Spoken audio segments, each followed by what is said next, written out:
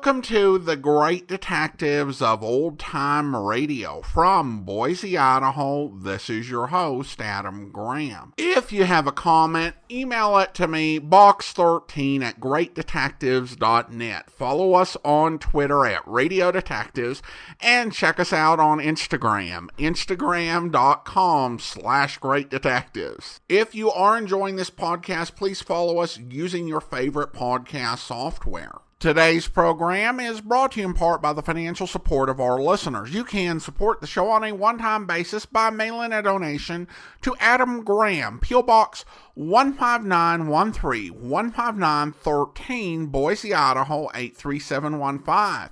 And you can become one of our ongoing Patreon supporters for as little as $2 per month. Just go to patreon.greatdetectives.net. Well, we continue our celebration of 110 years since Bob Bailey's birth with a newly circulated episode of yours truly, Johnny Dollar. Now, these come from the later half-hour episodes, and I probably should put half-hour in quotes since these episodes are missing the commercials and the closing credits, and a few other little bits, so we have quite a bit less than half an hour to bring you. Both of these programs come from 1958, and so we'll eventually play them on the podcast in their proper order. But in celebrating Bob Bailey, I really think it's appropriate just to let folks hear a performance they've never heard before. So I hope you enjoy this. The original air date is January 26, 1958, and the title is The Fire in Paradise Matter. Hollywood, it's time now for Johnny Dollar. Hi, this is Fred Haney, 4th State Fire and Casualty. Oh, hiya, Fred. Got a free day on your schedule for a pretty routine case? Sure. Want to see me in your office? Johnny, I want to see you in paradise. Funny. Well, I'll see you in... What'd you say? Paradise. Paradise, New Jersey. Well, where is it? About 50 miles south of Philadelphia, about 50 miles west of Atlantic City. So if you take a train down to Philly... Or a plane. Oh, you and your fancy expense account. Okay, if you take a plane to Philly, you can rent a car there. And just what am I supposed to do in Paradise? Find out how much accident insurance we have to pay to one Joshua Trimming. Who's he? Probably the most finicky, penny-pinching client we have. Hurt in the fire that destroyed his home. The home insured, too? Yeah, but okaying the payment on that will be just routine. Routine, huh? When somebody talks like that, I get suspicious. I assure you, Johnny, that except perhaps for Joshua himself, this is just routine. Yeah? I wonder.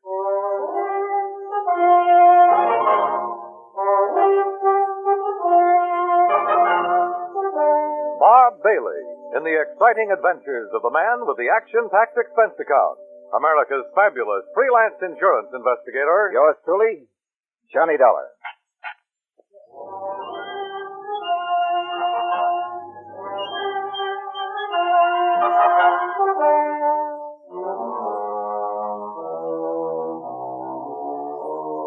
Expense account submitted by Special Investigator Johnny Dollar to the 4th State Fire and Casualty Insurance Company, Home Office, Hartford, Connecticut. Following is an account of expenses incurred during my investigation of the Fire in Paradise matter.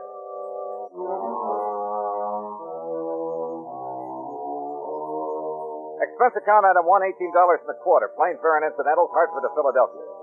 Item 2, $50, deposit on a drive-your-own car. Item 3, $1.50 for road maps in New Jersey.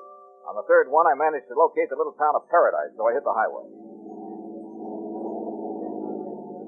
The flat, sandy plains of South Jersey look pretty bare, almost unfriendly at this time of year.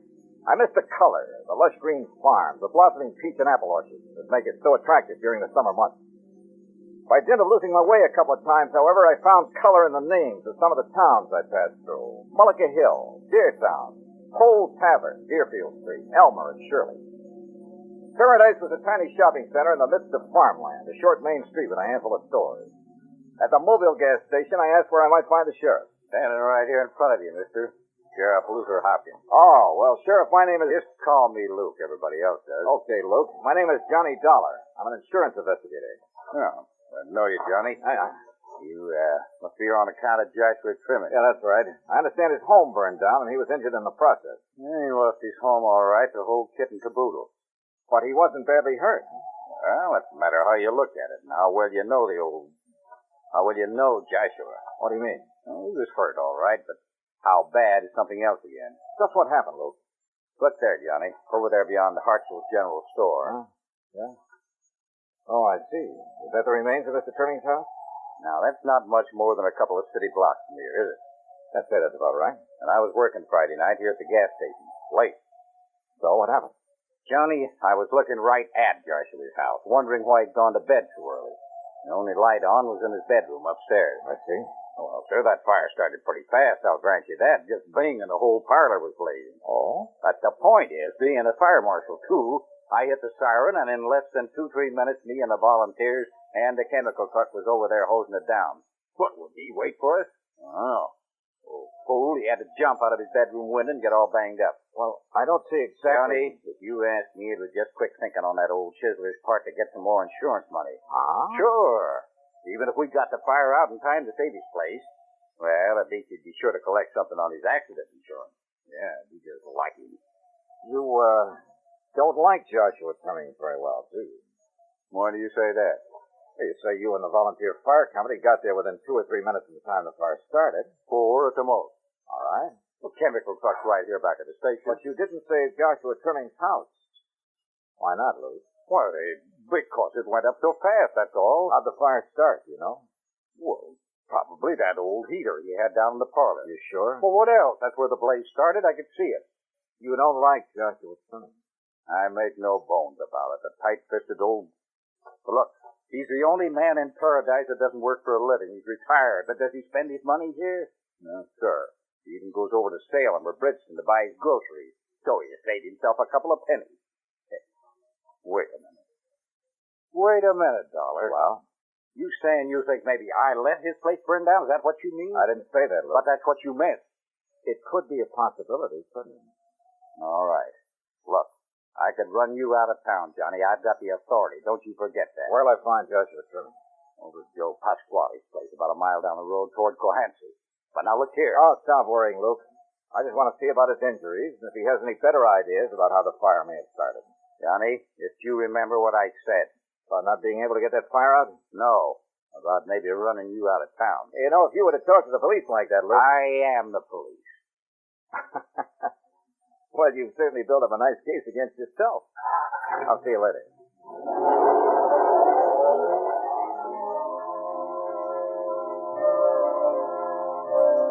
Driving to the Pasquale farm meant passing what was left of Joshua Turning's house. Instead of passing, I stopped. From the insurance standpoint, it was pretty much a total loss. But enough of the frame was standing to reveal some rather interesting things. Could the sheriff, fire chief, Luke Hopkins, have overlooked them? Or was he just being very careful not to call attention to them? I wondered.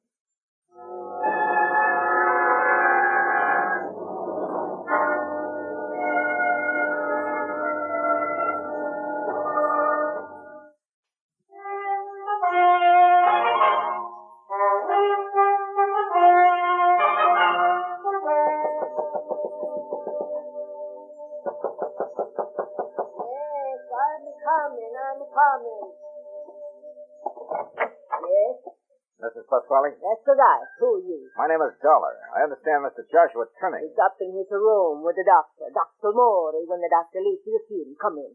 Oh, thanks. You sit down. All right. You like a little glass of wine, a real genuine California wine. Well, fine, but a little later.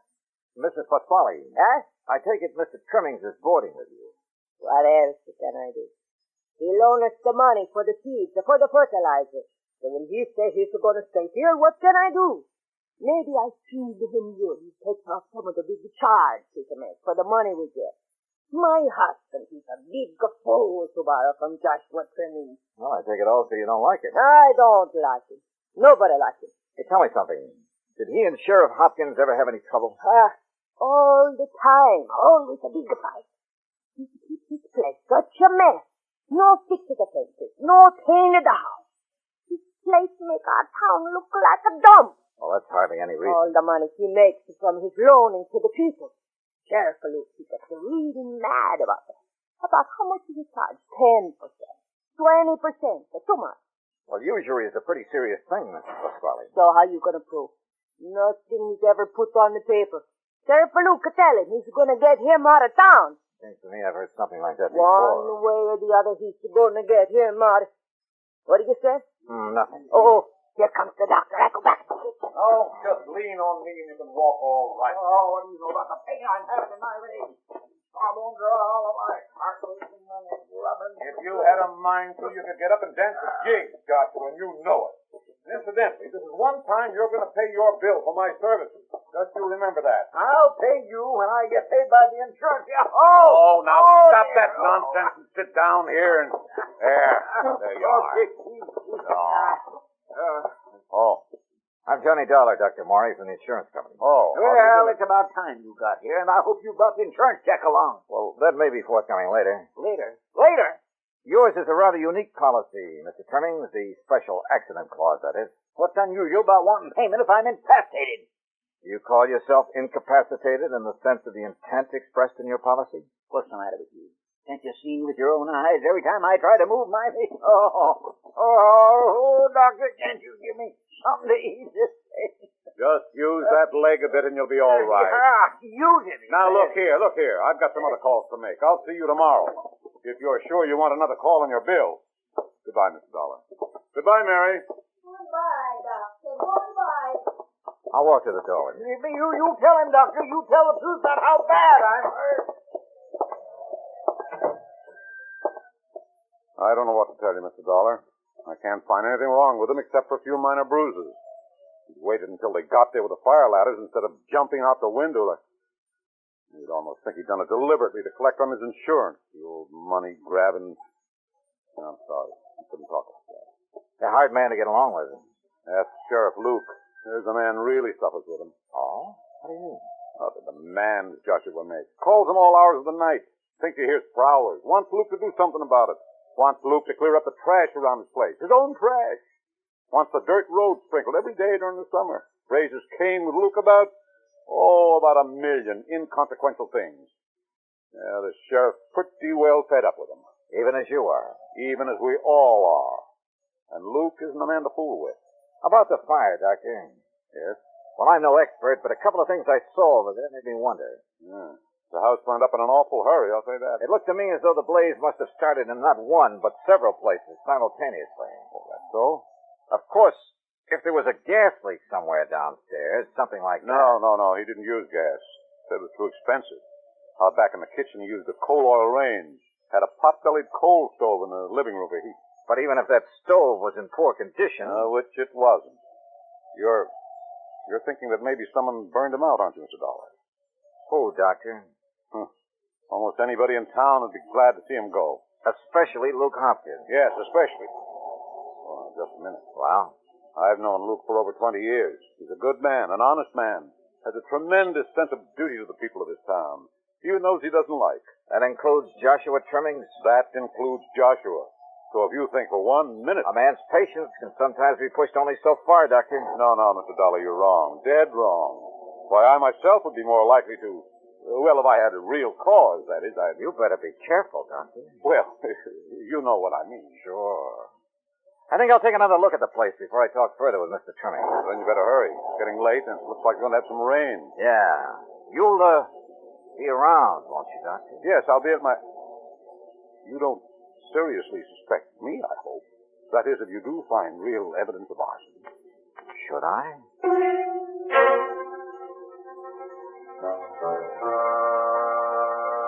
Item 4, 26 cents for a loaf of bread at the general store in the hope of using it as a test for traces of kerosene. But it was raining cats and dogs by the time I got back to the ruins of Trimming's home. Not good. Rain obliterates signs of arson as much as fire itself. I parked my car up by the mailbox and poked around for a few minutes, but got nowhere. By now it was so dark that going back to the car, I ran into the mailbox. Almost on a hunch, I opened it. I took out the contents. And then, stooped over the headlights of my car, I carefully read a couple of the letters. From the telephone company, the electric company, just routine letters. But to me, a definite sign that Trimming's home had been burned down deliberately. The first real clue I had, and not a pretty one.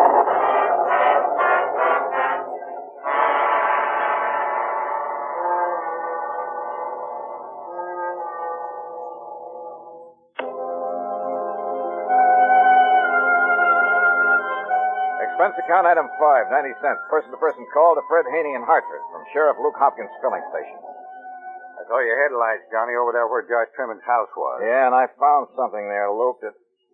Hello, Fred? Johnny Dollar. Yeah. Yeah, well, just one thing. What business was he in? Oh? Ah. Yeah, well, then this wasn't the first... Okay. Okay. You say you found something over at Trimming's place? Something that indicates pretty clearly that the fire was set. And listen, Luke. No, now you listen, Johnny. My job is to enforce the law around here, not break it. Yeah? Okay, we'll see just how much you mean that. Come on.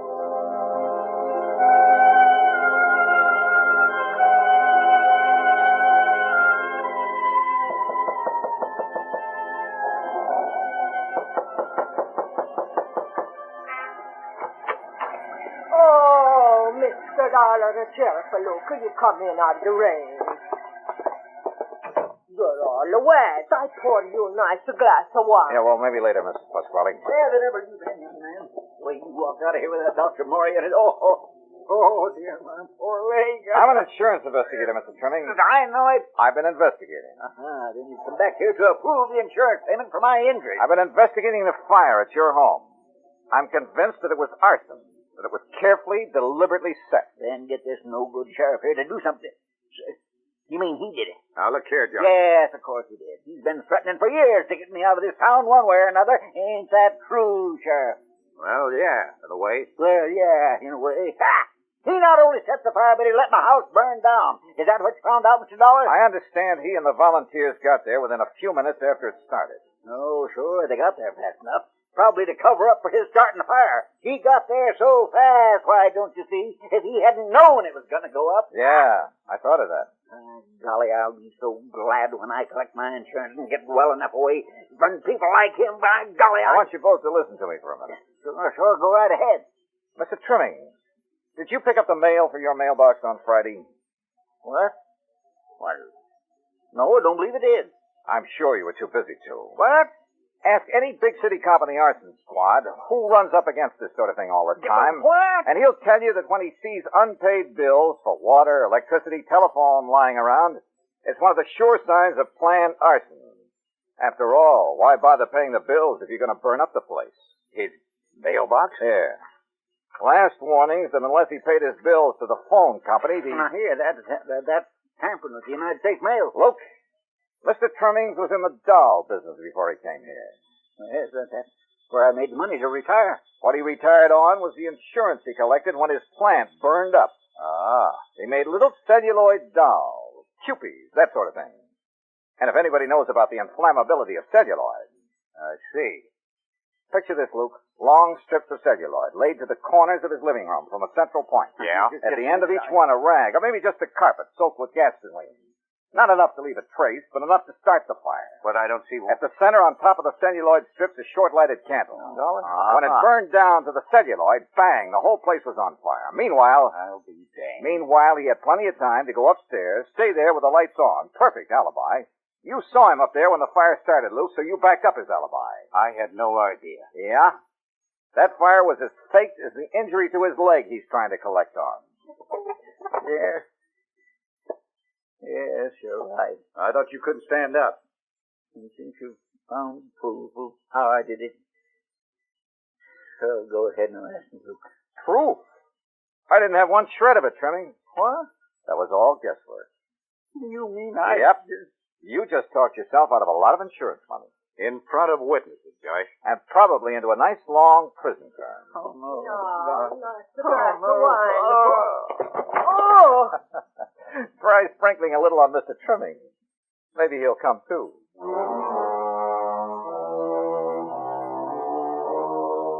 He did, and he went quietly. And I'm sure his confession will stand up in court when you take whatever legal action is necessary. And as long as I've saved the company a big pile of dough, expense account total, including incidentals, a weekend in Atlantic City, incidentals, fare back to Hartford and incidentals, $241.28. Yours truly, Johnny Dollar.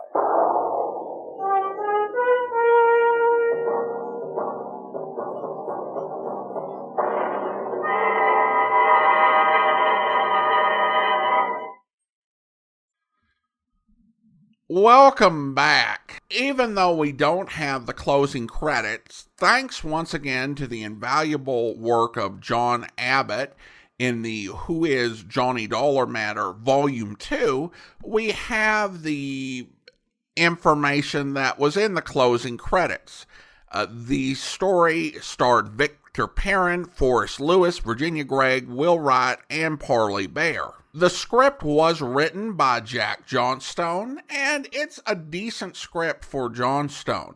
Now, it's true that there's no real clever clue that Nails are fraudster, but you manage to get a few suspects in and possible ways that this could turn out. So, given the limited time he had to tell the story, Johnstone chose to give us more misdirection, character, and depth, even if he had to take a shortcut on the resolution. I do think that for Luther being innocent and supposedly being a good sheriff who took his job and his duty seriously, having him threaten to run Johnny out of town is kind of counterproductive. If you want to say someone is a hardworking public servant, maybe don't have them start issuing threats to outsiders like some despot of old when an investigator starts asking questions. Also, I'm pretty sure that he couldn't really run Johnny out of town, at least not that far. I mean, this is New Jersey, not the Old West. Johnny just needs to get to a diner somewhere and call the state police, not ride a stagecoach to the state capitol.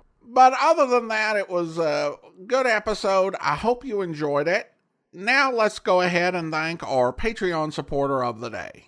Thank you to Max, Patreon supporter since November 2015, currently supporting the program at the detective sergeant level of $7.14 or more per month. Thanks so much for your support, Max. And that will do it for today. If you are enjoying this podcast, please follow us using your favorite podcast software. If you are enjoying the podcast on YouTube, be sure to like the video, subscribe to the channel, and mark the notification bell. Next Saturday, Tales of the Texas Rangers returns. But join us back here tomorrow for another self-contained Johnny Dollar adventure where... Okay, now listen. I think I know what you're going to say. Sure, you're going to jump to the same conclusion I did.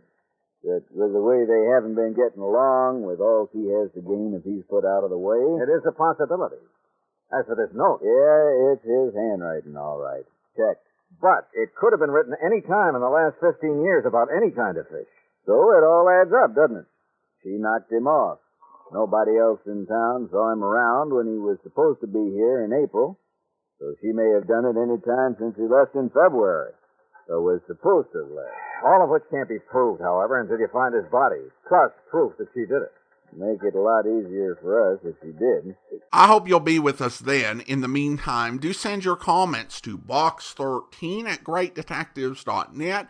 Follow us on Twitter at Radio Detectives and check us out on Instagram. Instagram.com/greatdetectives.